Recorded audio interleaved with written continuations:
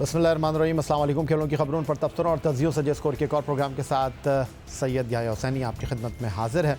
पाकिस्तान की test team को शान मसूद की क़यादत में एक बार फिर बांग्लादेश के चैलेंज का सामना है। 2 टेस्ट मैचों की सीरीज़ का दूसरा मुकाबला रावलपिंडी क्रिकेट स्टेडियम में जुम्मे से शुरू होने जा रहा है। रावलपिंडी में बारिश ने एक बार फिर रंग में भंग डालने की पूरी तैयारी कर ली है। यही वजह है कि दूसरे टेस्ट के आगाज़ से एक दिन पहले यानी आज दोनों टीमों का फाइनल प्रैक्टिस सेशन मौसलाधार बारिश की वजह से मनसूख करना पड़ गया। दोनों टीमें स्टेडियम आईं और फिर होटल रवाना होंगी। पहले टेस्ट में कमज़ोर समझी जाने वाली बांग्लादेश की टीम ने होम ग्राउंड पर पाकिस्तान को 10 विकेट से तारीखी शिकस्त देकर न सिर्फ टीम मैनेजमेंट और क्रिकेट बोर्ड की नींदें उड़ा दी हैं, बल्कि टीम मैनेजमेंट इस कन्फ्यूजन का शिकार भी दिखाई दे रही है कि किसको खिलाएं और किसको बिठाएं। पिच के साथ ऐसा किया जाए कि वो पाकिस्तान टीम के हक़ में खेले ताकि पहले टेस्ट में शिकस्त के दाग को धोने की कोशिश की जा सके। बांग्लादेश के खिलाफ टेस्ट स्क्वाड का ऐलान करते हुए सिलेक्शन कमेटी ने 17 रुकनी स्क्वाड का ऐलान किया और इसमें सिर्फ एक स्पिन बॉलर अबरार अहमद को शामिल किया गया। पिच को फास्ट बॉलिंग के लिए साजगार बनाने का दावा किया गया और इस तनाजुर में अबरार अहमद को टेस्ट टीम से रिलीज़ करके उन्हें पाकिस्तान शाहीन्स की टीम में शामिल कर लिया गया। उनके साथ कामरान गुलान भी पाकिस्तान शाहीन में बतौर कप्तान शामिल हो गए और ऑस्ट्रेलिया में उम्दा कारकर्दगी का मुजाहरा करने वाले ऑलराउंडर आमिर जमाल को मुकम्मल फिटनेस हासिल करने की वजह से नेशनल क्रिकेट अकेडमी में रिहैब के लिए लाहौर भेज दिया गया। लेकिन पहले टेस्ट में नाकामी और बांग्लादेशी स्पिनर्स की जानिब से 10 विकेटें लेने के बाद टीम मैनेजमेंट ने तीनों क्रिकेटर्स को हंगामी बुनियादों पर दूसरे टेस्ट मैच के लिए वापस बुला लिया। तीनों ने पाकिस्तानी स्क्वाड को ज्वाइन भी कर लिया। पाकिस्तानी फास्ट बॉलर शाहीन शाह अफरीदी ने बांग्लादेश के खिलाफ टेस्ट की पहली इनिंग में 30 ओवर्स कराए और 88 रन देकर बमुश्किल 2 खिलाड़ियों को पवेलियन लौटाने में कामयाब रहे। मैच के दौरान शाहीन आफरीदी बेटे के बाप बने और टेस्ट के बाद वो कराची रवाना हो गए थे, लेकिन उन्होंने भी टीम को ज्वाइन कर लिया। बांग्लादेश के खिलाफ अब दूसरे टेस्ट मैच के लिए प्लेइंग 11 में किन खिलाड़ियों को ड्रॉप किया जा सकता है और इनको शामिल किया जा सकता है, टीम मैनेजमेंट के लिए ये भी एक कसौटी है। पहले टेस्ट में पाकिस्तान ने 4 फास्ट बॉलर खिलाए, लेकिन आखिरी दिन पिच ने स्पिनर्स को मदद फराहम कर दी। इसीलिए mystery leg spinner Abrar Ahmed को कौमी स्क्वाड में शामिल कर लिया गया और इम्कान यह है कि वो प्लेइंग 11 का हिस्सा भी होंगे। Pakistan red ball cricket team के कोच जेसन गिलेस्पी ने प्रेस कॉन्फ्रेंस करते हुए दूसरे टेस्ट के लिए 12 रुकनी टीम का ऐलान भी कर दिया, जिसमें फास्ट बॉलर शाहीन शाह आफरीदी, जिन्होंने 30 टेस्ट मैचों में 115 खिलाड़ियों को पवेलियन लौटा रखा है, उनको ड्रॉप कर दिया गया है और मीर हमजा उनकी जगह शामिल किए गए हैं। आमिर जमाल फिटनेस के लिए रन हासिल न कर सके और उन्हें लाहौर से वापस बुलाना किसी काम ना आया। Mystery leg spinner Abrar Ahmed को 12वें खिलाड़ी की हैसियत से टीम का हिस्सा बनाया गया है और उनकी शमूलियत सुप पिच की कंडीशन देखकर की जाएगी। पाकिस्तान की 12 रुकनी टीम इन खिलाड़ियों पर मुश्तमिल है। कप्तान Shan Masood, opener Abdullah Shafique, mystery leg spinner Abrar Ahmed, fast bowler Mohammad Ali, allrounder Salman Ali Agha, opener Saim Ayub, top order batter Babar Azam, नाइब कप्तान Saud Shakeel, wicket keeper batter Mohammad Rizwan, fast bowler Naseem Shah, fast bowler Khurram Shahzad. Pakistan cricket team के असिस्टेंट कोच अजहर महमूद ने बांग्लादेश के खिलाफ पहले टेस्ट के तीसरे दिन पिच के बर्ताव पर सवाल उठा दिए थे। उनका कहना था कि जैसा वो समझे पिच के इसके बरक्स खेली। पहले टेस्ट में बांग्लादेश से तारीखी नाकामी के बाद अब टीम मैनेजमेंट ने पिच के लिए नई हिकमत अमली बनाने की कोशिश की है। इब्तदाई इत्तलात यही आ रही हैं कि कौमी टीम मैनेजमेंट ने रिवर्स स्विंग के लिए क्यूएटर को नई हिदायत जारी कर दी हैं और पिच के अतराफ स्क्वायर को सुखाने का अमल शुरू किया गया है, जिसके लिए पंखों का इस्तेमाल किया जा रहा है। कौमी टीम मैनेजमेंट स्क्वायर पर ड्राई हिस्सा चाहती है ताकि रिवर्स स्विंग की मदद ली जा सके। पहले टेस्ट मैच में स्क्वायर पर घास होने के बायस गेंद रिवर्स स्विंग नहीं हो सकी थी, मगर दूसरे टेस्ट के आगाज़ से सिर्फ एक दिन पहले बारिश ने न सिर्फ पाकिस्तान और बांग्लादेश का प्रैक्टिस सेशन मनसूख किया, बल्कि टीम मैनेजमेंट की ख्वाहिश और ग्राउंड स्टाफ की मेहनत पर पानी भी फिर गया। महकमा मौसमियात के मुताबिक पिंडी क्रिकेट स्टेडियम रावलपिंडी में दूसरे टेस्ट मैच से एक दिन पहले बारिश का इम्कान है। Pakistan red ball cricket team के हेड कोच जेसन गिलेस्पी ने इस्लामाबाद के मुकामी होटल में अब से कुछ देर पहले प्रेस कॉन्फ्रेंस की। जियो न्यूज़ के नुमाइंदे अरफा फेरोज़ वहां मौजूद थे। उनसे मालूम करते हैं कि टीम मैनेजमेंट ने बांग्लादेश के खिलाफ जुम्मे से शुरू होने वाले दूसरे टेस्ट मैच के लिए क्या हिकमत अमली बना रखी है। अरफा खुशामदीद कहेंगे आपको। पाकिस्तान टीम मैनेजमेंट ने दूसरे टेस्ट मैच के लिए 12 रुकनी टीम का ऐलान कर दिया है और test fast bowler Shaheen Shah Afridi को टीम से ड्रॉप कर दिया गया है और उनकी जगह मीर हमजा को टीम में लिया गया है। शाहीन आफरीदी को ड्रॉप करने पर जेसन गिलेस्पी का क्या कहना था, पहले वो आपको दिखा देते हैं। Look, obviously, Shaheen's missed out this game. Had good conversation with him. He fully understands and appreciates the thinking behind it. We're just looking at what our best combination is for this game, and this is the way we want to go. As I said, we'll look at conditions in the morning and decide what the exact makeup of our bowling attack looks like. Shaheen's been given some feedback. He's had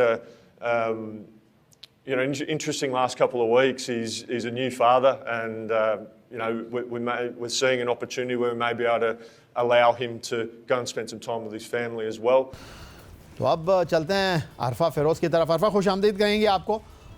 क्या कहेंगे अरफा, जो Jason Gillespie ने आज press conference की है, पहले test match के बाद एक तब्दीली आई है, बर्ताव में फ़र्क आया है। हमने पहले टेस्ट मैच से चंद घंटे पहले अपनी 11 रुकनी टीम का ऐलान कर दिया था, फिर ये सवाल हुआ कि शायद हम बहुत ज़्यादा ओवर कॉन्फिडेंट हैं।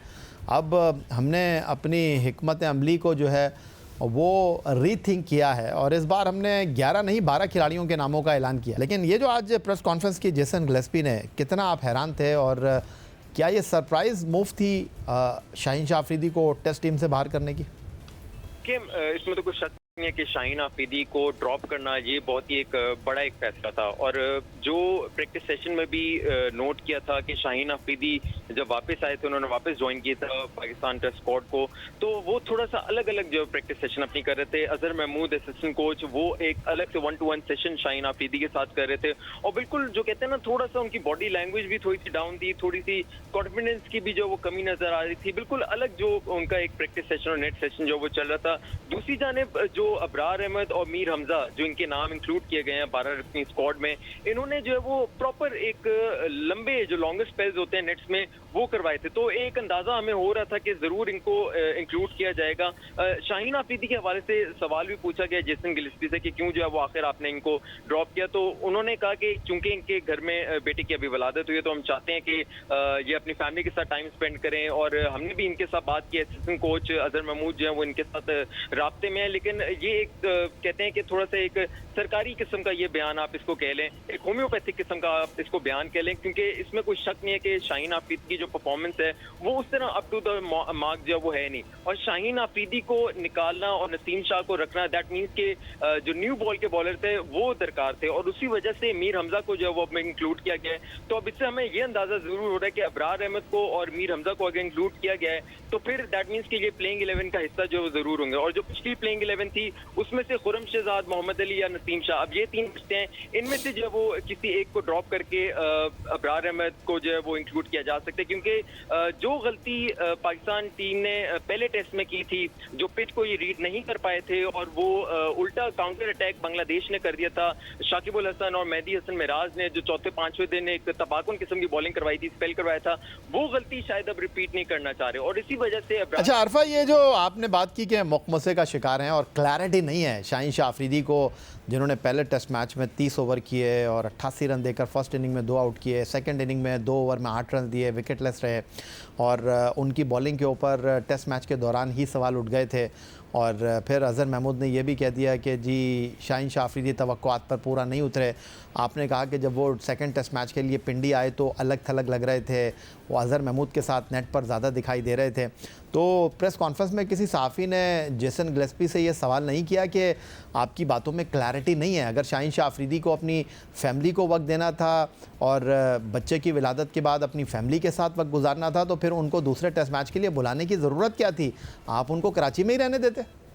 देखिए बिल्कुल, और ये सिर्फ एक बात नहीं है, एक तो शाहीन अफरीदी को इन्होंने वापस बुलाया और फिर 12 रन की स्क्वाड में नहीं रखा। फिर दूसरी बात आप ये भी देखें कि आमिर जमाल को पहले टेस्ट जो शुरू होने से पहले रिहैब के लिए एनसीए भेज दिया गया था, और फिर दूसरे टेस्ट से कबल जो है वो उनको वापस बुलाया गया। उनको प्रॉपर रिदम के साथ उन्होंने रनअप के साथ जो बॉलिंग भी कराई, लेकिन फिर भी उनको जो है वो इंक्लूड नहीं किया गया। उनकी फिटनेस से उनको क्लैरिटी जो है वो फिटनेस के हवाले से जो है वो नहीं दी गई। उसके हवाले से फिर आप तीसरी बात देखें कि पिच के हवाले से भी जो पहला टेस्ट था उसके दौरान भी मुतनाज़िर किस्म के इनके बयानात आते रहे। अजहर महमूद ने तीसरे दिन प्रेस कॉन्फ्रेंस की, उन्होंने कहा कि हम लोग एक्सपेक्ट कर रहे थे कि एक्स्ट्रा बाउंस होगा, वो हमें नजर नहीं आया। चौथे दिन नसीम शाह ने ये ऑन रिकॉर्ड कहा कि मुझे नहीं लगता कि पांचवें दिन जो है वो स्पिनर्स को इस पिच पर जरा सी भी जो है वो मदद मिलेगी, लेकिन हमने देखा कि बांग्लादेश के स्पिनर्स ने ही उनको अपनी टीम को जो वो टेस्ट मैच जिताया। तो ये कहीं ना कहीं कंफ्यूजन पाकिस्तान टीम मैनेजमेंट में या कम्युनिकेशन आप कह लें कि खिलाड़ियों के साथ कम्युनिकेशन, उसमें जो है कंफ्यूजन आ रही है कि इनसे अपनी जो बेस्ट कॉम्बिनेशन है वो तरतीब नहीं दिया जा रहा। और अब ये जो 12 रुकनी स्क्वाड है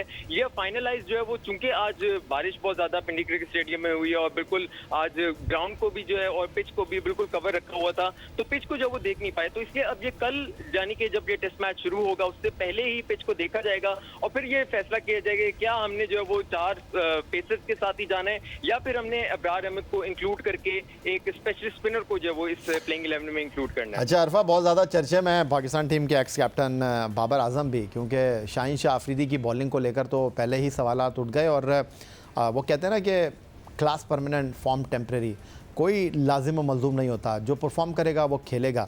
तो शाहीन शाह अफरीदी को तो अब टीम से ड्रॉप करने का कड़वा घूंट पी लिया गया है। बाबर आजम पर कोई सवाल हुआ जेसन गिलेस्पी से 60 टेस्ट मैच, 14 इनिंग बिना 50 के, उनके बारे में क्या सोच रहे हैं? देखिए बाबर आजम की जो कारकर्दगी है पिछले 10 इनिंग्स आप उठा के देख लें तो वाकई अप टू द मार्क नहीं है, कोई बड़ा 100 उनका नहीं लगा और ये इवन के होम मैचेस में इनके इंक्लूड हैं, उसमें भी कोई बड़ी इनकी परफॉर्मेंस जो वो नजर नहीं आई। और बाबर आजम की परफॉर्मेंस अगर होगी तो इसमें कोई दो राय नहीं है कि बाकी जो प्लेयर्स हैं, जो बैटर्स हैं, उनको भी इससे कॉन्फिडेंस मिलेगा, क्योंकि बाबर आजम हमारे सुपरस्टार किस्म के बैटर हैं, अगर वो परफॉर्म करेंगे उसी को देखकर बाकी बैटर्स को भी कॉन्फिडेंस मिलेगा। लेकिन उनकी परफॉर्मेंस नहीं आ रही। लेकिन एट द सेम टाइम आप ये देखें कि बाबर आजम के बैक पर भी एक डोमेस्टिक का खिलाड़ी मौजूद है। कामरान गुलाम की मैं बात करूं, उन्होंने कायद-ए-आज़म ट्रॉफी में जो है वो रन के अंबार लगाए हैं। उन्होंने अभी पाकिस्तान शाहीन्स के लिए जो है वो बेहतरीन तरीके से खेला है। रिकॉर्ड उन्होंने फर्स्ट क्लास क्रिकेट का एक सीजन में सबसे ज्यादा रन बना के बनाया था। तो ये एक काम बाबर आजम के लिए भी एक आप कह लें कि एक कंपेटर के तौर पर सामने आ सकते हैं। इट्स नॉट ओनली कि बाबर आजम अगर परफॉर्मेंस नहीं दे रहे तो उनको गोल जो है वो देते रहेंगे। अगर शाहीन आफरीदी को जो है वो कोई फास्ट बॉलर रिप्लेस कर सकता है विद द न्यू बॉल, तो फिर बाबर आजम को भी मिडिल ऑर्डर में एक बैटर आपके पास मौजूद है कामरान गुलाम की शक्ल में, जो मिडिल ऑर्डर में एक स्ट्रॉन्ग मिडिल ऑर्डर के तौर पे आपको सामने आ सकता है। तो ये डिसीजन हम तो उम्मीद करते हैं कि बाबर आजम इस कमिंग टेस्ट मैच में बेहतर जो है वो रन स्कोर करें। लेकिन अगर रन स्कोर नहीं होते तो फिर जो इंग्लैंड के खिलाफ अगली सीरीज आ रही है उसमें हो सकता है कि टीम मैनेजमेंट कोई एक बड़ा फैसला ले ले बाबर आजम के लिए। बहुत शुक्रिया अरफा। फेरोज़ हमारे साथ पिंडी से मौजूद थे और पाकिस्तान बांग्लादेश के दरमियान आईसीसी टेस्ट चैंपियनशिप के दूसरे टेस्ट मैच से एक दिन पहले जो प्रेस कॉन्फ्रेंस टीम पाकिस्तान के कोच जेसन गिलेस्पी ने की, उस हवाले से हमें अपडेट कर रहे थे। मिलते हैं एक ब्रेक के बाद।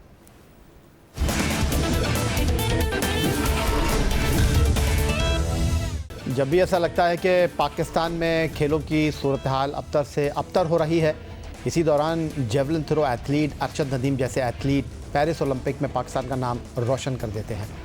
मगर इसके बावजूद पाकिस्तानी एथलीट को हुकूमत की जानिब से फ़ंड्स और मुश्किलात में मदद की ज़रूरत पड़ती है। हाल ही में पाकिस्तानी बॉक्सर उस्मान वज़ीर फ़ंड्स न होने की वजह से वर्ल्ड यूथ टाइटल से महरूम हुए, लेकिन फिर हुकूमत ने उनकी मदद का वादा किया। अब पाकिस्तान के एक और बासलाहियत बॉक्सर मोहम्मद वसीम अपनी अहम बाउट में हिस्सा लेने से महरूम होते नज़र आ रहे हैं। पाकिस्तान के आलमी शोहरत याफ्ता बॉक्सर मोहम्मद वसीम को डेनमार्क ने यूरोपीय वीज़ा देने से इनकार कर दिया। प्रोफेशनल बॉक्सर मोहम्मद वसीम को 4 अक्टूबर को माल्टा में शेड्यूल आलमी एजाज़ के मुकाबले में शिरकत करना है। डेनमार्क के सिफारतखाने ने आलमी बॉक्सर का पासपोर्ट 40 दिन अपने पास रखा और फिर वीज़ा दरख्वास्त मुस्तरद करके पासपोर्ट वापस कर दिया। 20 अगस्त 1987 को कोयटा में पैदा होने वाले 36 साल के मोहम्मद वसीम बॉक्सिंग की दुनिया में फैल्कन के नाम से मशहूर हैं। पाकिस्तानी बॉक्सर मोहम्मद वसीम ने पाकिस्तान के लिए 14 प्रोफेशनल बाउट्स में हिस्सा लिया, जिसमें वो 12 में कामयाब रहे। 2018 और 2022 में बैनुल-अक़वामी बॉक्सिंग फेडरेशन के आलमी चैम्पियन रहे। इसके अलावा वर्ल्ड फ्लाईवेट टाइटल जीतकर पाकिस्तान का नाम रोशन किया। और स्टूडियो में हमें ज्वाइन कर रहे हैं bantam weight 53.5 world boxing council के बॉक्सर मोहम्मद वसीम। वसीम, खुशामदीद कहेंगे आपको। और पहले तो मैं ये जानना चाहूँगा कि अब उम्मीद बाकी है या अभी आपने हिम्मत नहीं हारी, या अब अगला लाहेमल क्या होगा? बिस्मिल्लाहिर्रहमानिर्रहीम। नहीं, उम्मीद तो नहीं आ रहा। ट्रेनिंग भी कर रहा हूँ, आज सुबह भी ट्रेनिंग की है और अपनी कोशिश कर रहा हूँ और बात कर रहा हूँ लोगों के साथ।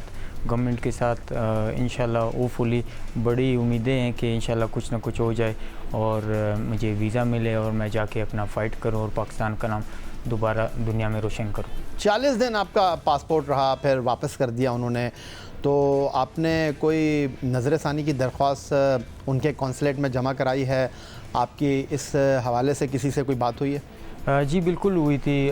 जिस कंपनी में मैं साइंड हूँ, वन ग्रुप ऑफ माल्टा, जो यूरोपियन उनकी कंपनी है, उन्होंने भी ईमेल्स किए थे और उन्होंने रिक्वेस्ट की थी कि भाई जल्द से जल्द पासपोर्ट इनको दें ताकि ये स्कॉटलैंड में हमारा कैंप है, ये कैंप ज्वाइन करे और फ़ाइट के लिए प्रॉपर तैयारी हो, ताकि इसकी फ़ाइट भी बड़ी टफ़ है। जो सामने अफ्रीकन फ़ाइटर है वो अनडिफीटेड है, तो उसको इंशाल्लाह बीट करने के लिए इसको हम प्रॉपर ट्रेनिंग कराएंगे। तो इस वजह से उन्होंने भी उनको काफ़ी ईमेल्स किए थे, मैंने भी किए, लेकिन आफ्टर 40 डेज़ उन्होंने जब मुझे पासपोर्ट भेजा तो उसमें रिफ्यूज़ल था और ये समझ नहीं आई, क्योंकि मेरे पासपोर्ट्स पे 4 पासपोर्ट है जो मैं 2005 से पूरी दुनिया में ट्रैवल कर रहा हूँ और पूरी दुनिया में जाके बॉक्सिंग करता हूँ। अमेरिका में मैं 3 साल, जापान में, साउथ कोरिया में, अभी यूके में मेरा कैंप होता है स्कॉटलैंड में। मोस्टली साल की 10 महीने या 8 महीने मैं वहीं गुजारता हूँ, उसके बाद मैं पाकिस्तान आता हूँ। अच्छा वसीम, जो उन्होंने आपकी वीज़ा दरख्वास्त मुस्तरद की है डेनमार्क कौंसलेट ने, 40 दिन आपका पासपोर्ट उन्होंने अपने पास रखा। ख़बरें आ रही हैं कि उन्होंने जो उज़्र पेश किया है आपकी वीज़ा दरख्वास्त रिजेक्ट करने के हवाले से, उनका कहना यह है कि उनको ख़दशा है कि आप डेनमार्क में स्लिप हो जाएंगे। क्या ऐसा ही है? जी बिल्कुल, उन्होंने यही कहा था, उसमें रिफ्यूज़ल में यही है, लेकिन समझ नहीं आया क्योंकि जिस कंपनी में मैं साइंड हूँ उसमें मेरे 6 फ़ाइट्स हैं जो कि मैंने करने हैं। अगर मैं वहाँ जाता हूँ, वहाँ से स्लिप होता हूँ, तो फिर मेरे फ़ाइट्स कौन करेगा? तो वायलेशन ऑफ कॉन्ट्रैक्ट होगा। तो मतलब समझ नहीं आई कि ये किस तरह का हुआ है, और रिक्वेस्ट की है दोबारा गवर्नमेंट से और गवर्नमेंट की जो ऑफिशियल्स हैं उनसे कि जल्द से जल्द कुछ हो जाए ताकि मैं कैंप ज्वाइन करूं और उसके बाद जो है ये फ़ाइट करूं और फ़ाइट में पाकिस्तान का नाम रोशन करूं। तो गवर्नमेंट में आपकी किससे बात हुई है? आपने किसको अप्रोच किया है? किसके सामने अपना केस रखा है कि वीज़े के मसाइल का आपको सामना है? अभी मेरी बात हो रही है जो गवर्नर सिंध है कामरान तसूरी साहब, उनसे बात चल रही है और वो उनके जो सेक्रेटरी है वो लगे हुए हैं होपफुली कि उनकी तरफ से कोई पॉजिटिव मैसेज आ जाए। और कल मुझे केपीके के जो केपीके के गवर्नर है उनकी सेक्रेटरी ने भी कॉल की है इसी हवाले से, और भी ऑफिशियल्स है कुछ, उनसे रिक्वेस्ट की है कि देखते हैं कि क्या होता है। इंशाल्लाह लेट्स सी कि होपफुली कोई पॉजिटिव मैसेज आ जाए। यह जनाब सूरत हाल और यह है कहानी पाकिस्तान के खेलों की। World boxing council bantam weight category 53.5 kg में पाकिस्तान के लिए प्रोफेशनल बॉक्सर मोहम्मद वसीम, जिनको 4 अक्टूबर 2024 को माल्टा में अपनी प्रोफेशनल बाउट में पार्टिसिपेट करना है, वो जनाब वीज़ा मसाइल की वजह से इस वक्त रुल रहे हैं। इस वक्त लोग के लिए जो हैं वो एक सवाल बने हुए हैं। पाकिस्तान में जो खिलाड़ी हैं, पाकिस्तान में जो एथलीट हैं, ये उनकी कहानी है कि उनको कितनी मुश्किलात, कितने मसाइल का सामना है। पहले तो फ़ंड नहीं मिल रहे, स्पॉन्सर नहीं मिल रहे, और ना स्पॉन्सर मांग रहे हैं, ना फ़ंड मांग रहे हैं, ना मदद मांग रहे हैं। हुकूमत वक्त से मोहम्मद वसीम सिर्फ ये गुजारिश कर रहे हैं कि उनको माल्टा के वीज़ा में आप थोड़ी सी मदद कर दें ताकि वो अपनी प्रोफेशनल बाउट में जाकर पार्टिसिपेट कर सकें। यही आज का हमारा प्रोग्राम था। आप एक्स अकाउंट पर हमें फॉलो कर सकते हैं, हमें ईमेल कर सकते हैं, अपनी राय से आगाह कर सकते हैं score@geo.tv पर। इस दुआ, इस उम्मीद, इस तवक्को के साथ कि पाकिस्तान में खेल और खिलाड़ी तरक्की करते रहें। सैयद या हुसैनी को स्कोर की पूरी टीम के साथ अगले प्रोग्राम तक के लिए इजाज़त दीजिए। अल्लाह हाफ़िज़।